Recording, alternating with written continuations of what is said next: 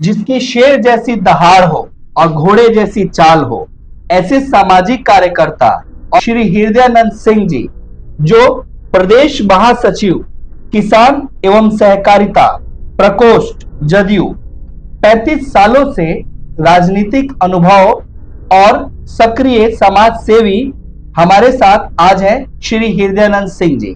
सबसे पहले हम आपका अपने प्लेटफॉर्म पर स्वागत करते हैं। जी, आपको भी बहुत बहुत धन्यवाद। और आपके इस चैनल के माध्यम से आपके सभी श्रोता बंधुओं को, चूंकि आज जन्माष्टमी है, सभी आपके श्रोता बंधुओं को जन्माष्टमी की हार्दिक शुभकामनाएं। और आप सभी श्रोता बंधुओं को मेरे तरफ से और पूरे जनता दल युग किसान एवं सहकारिता प्रकोष्ठ की तरफ से बहुत बहुत नमस्कार और प्रणाम। हमारे दर्शक आपके स्वास्थ्य को लेकर चिंतित है।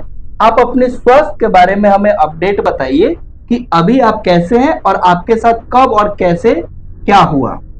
जी देखिए, हमारे साथ जो हमारा स्वास्थ्य की जो लेकर के आपने चर्चा किया और आपने हमारी सक्रियता को लेकर, मेरी सक्रियता को ही एक अलग इतिहास है। खैर, मैं उधर अभी जाना नहीं चाहता। मैं अपने स्वास्थ्य के बारे में आपको बता दूं कि हम लोगों के जो सनातन धर्म के मानने वाले लोग हैं, जो हम लोगों का छठ पूजा होता है, इस छठ पूजा के बाद से हम बहुत ज्यादा अस्वस्थ हैं। और अस्वस्थ इस कदर हैं कि हम चल नहीं सकते और खड़ा नहीं हो पाते। तकरीबन 7 से 8 महीना हम बिल्कुल बेड पर थे, उठकर बैठ भी नहीं सकते थे। कई हॉस्पिटल और कई डॉक्टर से दिखाए, कहीं कोई बेनिफिट नजर नहीं आता था। और व्यक्ति जब खड़ा ही नहीं हो पाएगा, चल ही नहीं पाएगा, तो उसकी राजनीति और सामाजिक सक्रियता तो शिथिल पड़ ही जाएगी। लेकिन मन से और दिल से और इच्छा शक्ति से हम कभी शिथिल नहीं हुए हैं। हाँ, ईश्वर की कृपा है कि अस्वस्थ होने के कारण थोड़ा सा निष्क्रियता नजर आता है, लेकिन घर बैठे अपने सोशल मीडिया के माध्यम से हम कभी निष्क्रिय नहीं रहे। जब जब आवश्यकता पड़ती है, पब्लिक समस्या को लेकर के आते हैं और उचित बात जो होती है, जहां पहुंचाना होता है पहुंचाते हैं। लेकिन अस्वस्थ होने के कारण, आपने ठीक ही कहा, अस्वस्थ होने के कारण बहुत से असर पड़ा है। और इधर मैं जब लखनऊ पीजीआई हॉस्पिटल पहुंचा, आपको दिसंबर में पीजीआई हॉस्पिटल में हम एडमिट होते हैं। उसके बाद से डॉक्टर साहब हमारा वहां की जो व्यवस्था है, व्यवस्था के तहत हमारा ट्रीटमेंट होता है। फिर वहां से डिस्चार्ज होते हैं, आए, और उसके बाद से हर महीना हमको जाना होता है लखनऊ पीजीआई हॉस्पिटल। और वहां की जो व्यवस्था और वहां की जो चिकित्सा है, उससे हम बहुत संतुष्ट हैं और बहुत ही बेहतर फील कर रहे हैं, महसूस कर रहे हैं। जो आदमी उठकर बैठ नहीं सकता था, वह आदमी आज चल रहा है। हाँ, थोड़ा चलने में कठिनाई है, अभी खड़ा होने में प्रॉब्लम है, लेकिन सुधार तकरीबन 75 से 80% हुआ है। तो वहां की डॉक्टर को और वहां की व्यवस्था को और पीजीआई हॉस्पिटल को हम बहुत ही अपने तरफ से धन्यवाद करते हैं, ईश्वर के अभी धन्यवाद करते हैं। और आपके चैनल के माध्यम से उन सभी अपने सगे संबंधी, हित मित्र, नाते रिश्तेदार जो भी हैं हमारे शुभचिंतक, उनका दुआ और आशीर्वाद हमें बहुत ही लगा। और उन्हीं की वजह से आज आपके सामने बैठकर आपके चैनल पर बातचीत कर रहे हैं। चलिए, हम और हमारे तमाम लाखों दर्शक जो भी हैं, हम सभी आपके लिए दुआ सलामती मांगते हैं कि आप एकदम स्वस्थ होकर फिर से अपने लोगों के बीच में रहें। अब हम आपसे 2 पार्ट में बात करेंगे। एक, क्योंकि आप 35 साल से सिर्फ एक पार्टी में, जदयू में हैं, तो एक जदयू सरकार और एक जदयू पार्टी। सबसे पहले हम जदयू, पिछली 20 साल की जदयू सरकार की बात करते हैं। और आप एक जिले में एक नामचीन किसान हैं, तो हम जानना चाहेंगे, जहां किसानों के उत्थान के लिए सरकार ने अनेकों काम किए हैं, फिर भी आज एक खाद के लिए लोगों का पैर टूट रहा है, तो ये किसकी विफलता है? देखिए, ये जो समस्या है फर्टिलाइजर का, किसान खेती बाड़ी करते हैं और जब जब ये हमारा धान की खेती आती, धान का फसल जब हम किसान लगाते हैं, उसी समय यूरिया की स्कार्सिटी होती।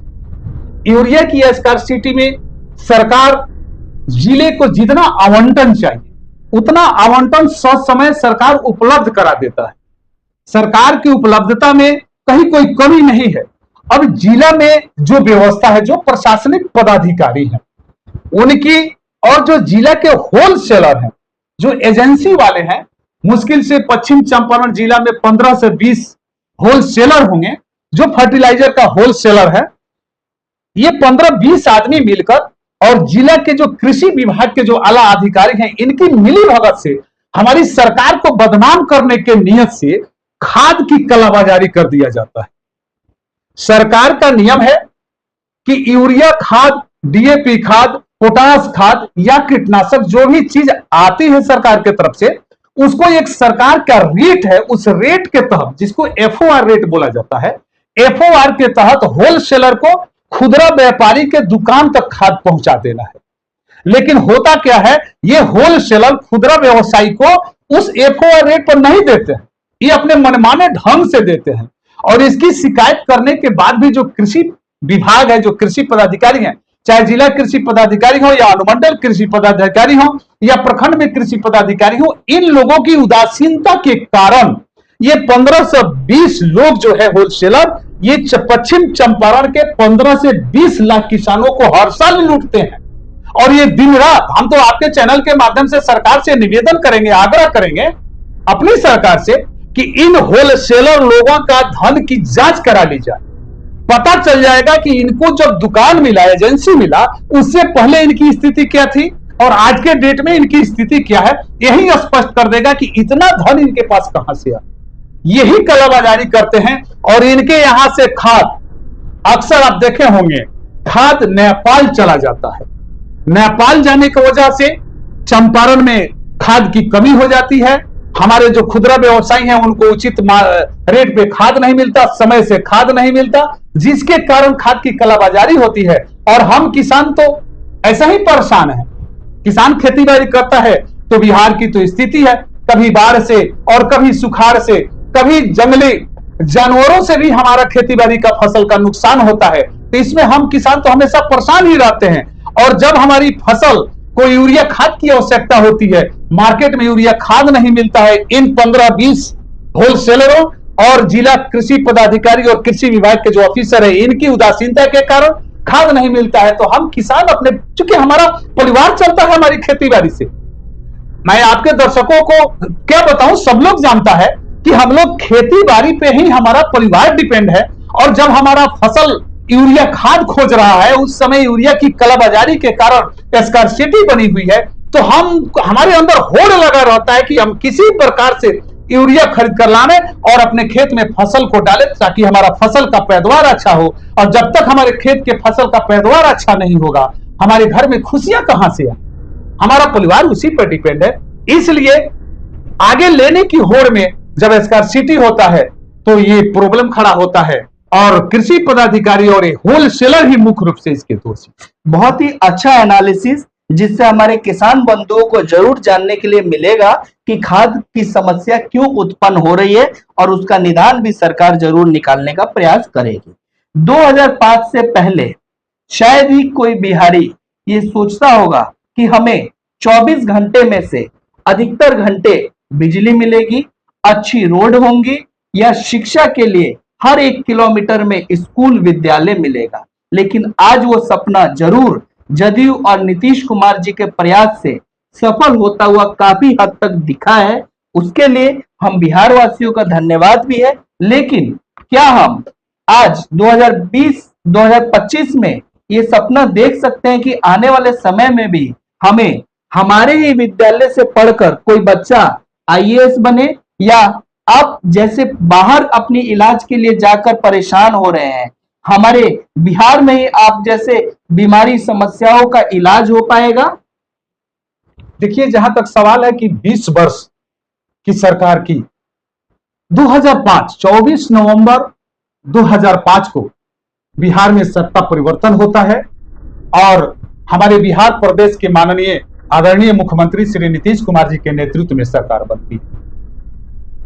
आजकल के जो 25-27 वर्ष के तकरीबन के जो नौजवान हैं, युवा साथी हैं, उन लोगों को वो दिन पता नहीं होगा या वो लोग उसको देख नहीं पाए होंगे जब 2005 के पहले 2090 से 2005 के बीच में बिहार की धरती पर जो अपराध का बोलबाला था, यहां लूटपाट की सरकार थी।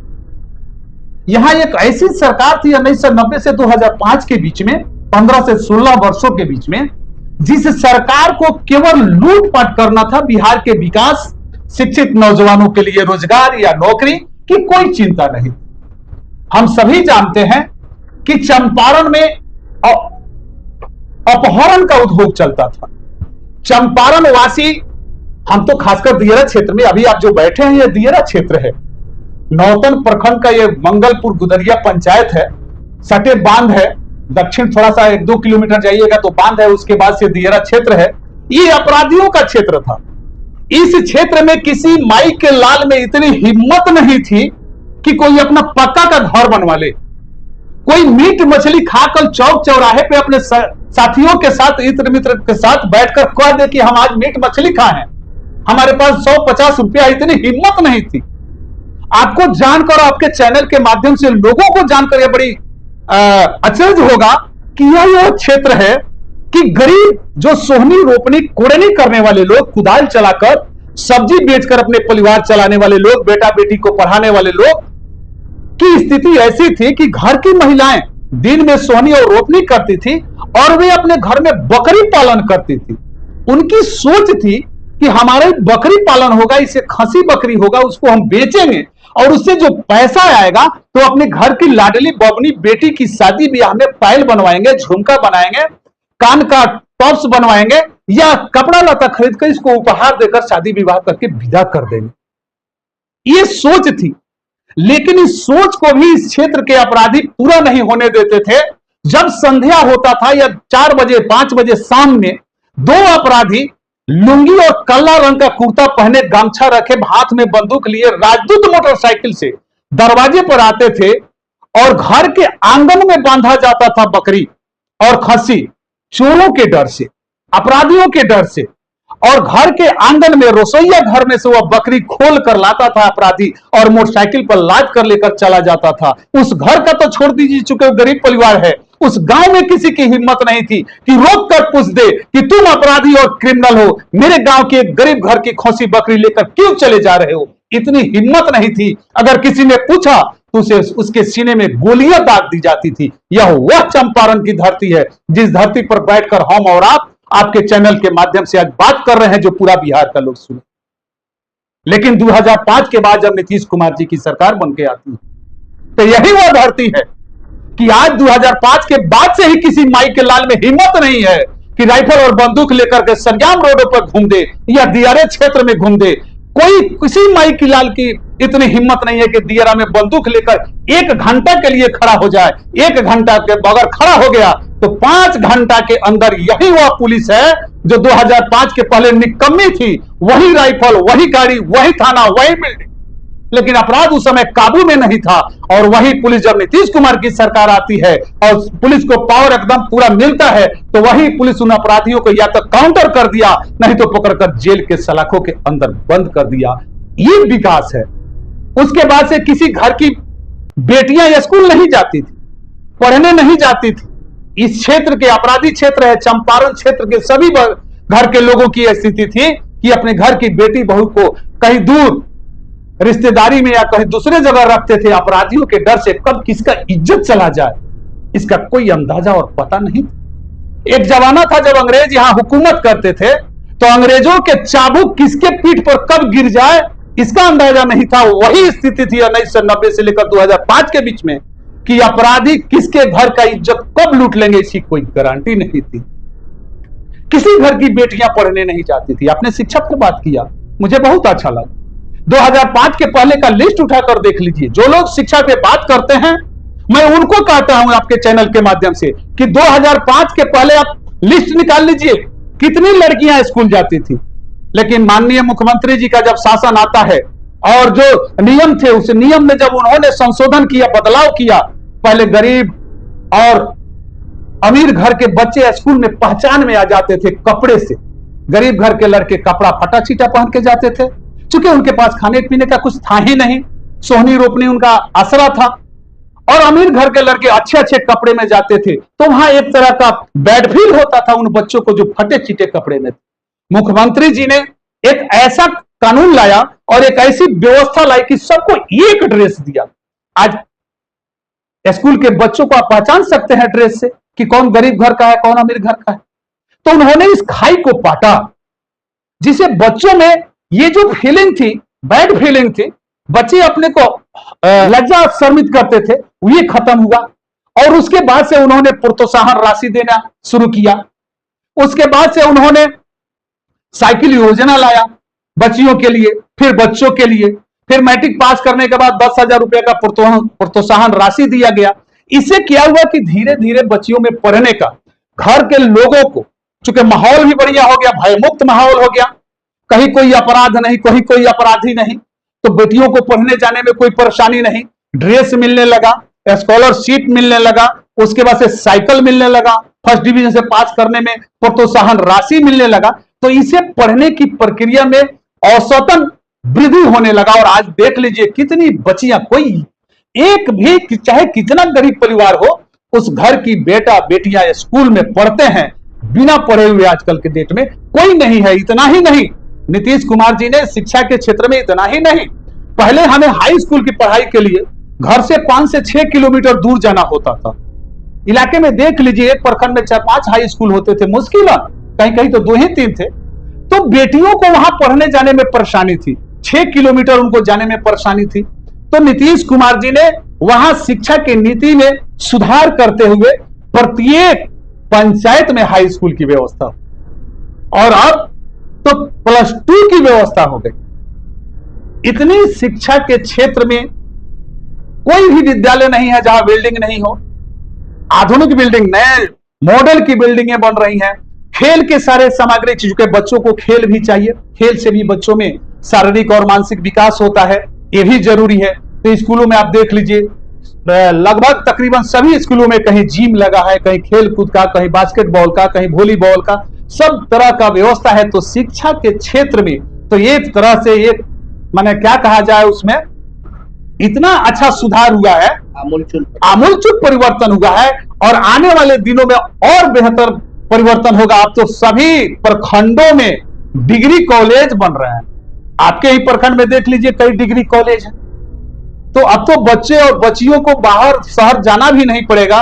और शिक्षा के क्षेत्र में पहले ये शिकायत थी, जब पंचायत मित्र की बहाली हुई थी लालू जी के राज में, आदरणीय लालू प्रसाद यादव जी जब मुख्यमंत्री थे, तो उन्होंने 1500 रुपया में मास्टर लोगों की बहाली शुरू किया 11 महीना के लिए।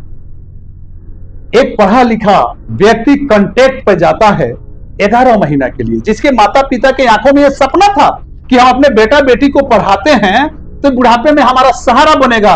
और 1500 रुपया में आप समझ लीजिए क्या वो सहारा बनेगा। वह व्यवस्था थी जिस पर कभी कभी कुछ टीका टिप्पणी होता था।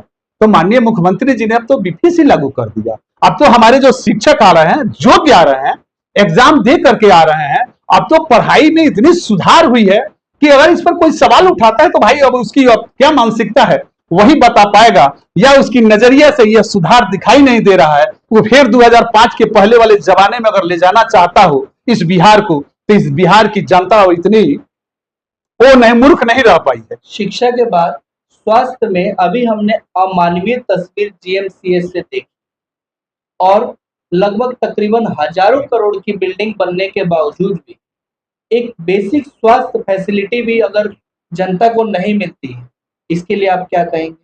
देखिए, जो जीएमसीएच में आपने जो वीडियो देखा या पूरा दुनिया देखा, हमने भी देखा, कार्रवाई तो जिला पदाधिकारी महोदय के तरफ से हुआ, लेकिन उस कार्रवाई से चंपारण की जनता या बिहार की जनता पूरी तरह से संतुष्ट नहीं है, क्योंकि वह एकदम निचले स्तर के कर्मचारियों पे कार्रवाई हुई है। असल चीज है वो हॉस्पिटल की व्यवस्था को कौन देखता है, मैनेजमेंट किसके जिम्मे है। और हमें तो जहां तक लगता है कि हम लोगों के बेतिया हॉस्पिटल का मैनेजमेंट जो देखता है, उसके नजर में सरकार और हमारे जो जनप्रतिनिधि हैं, सांसद और विधायक, इन लोगों के बदनाम करने के नियत से या कोई साजिश के तहत ये सारा चीज हुआ। किसी की हिम्मत नहीं होगी एक मृत व्यक्ति के पांव पकड़कर सीढ़ियों पर घसीटना।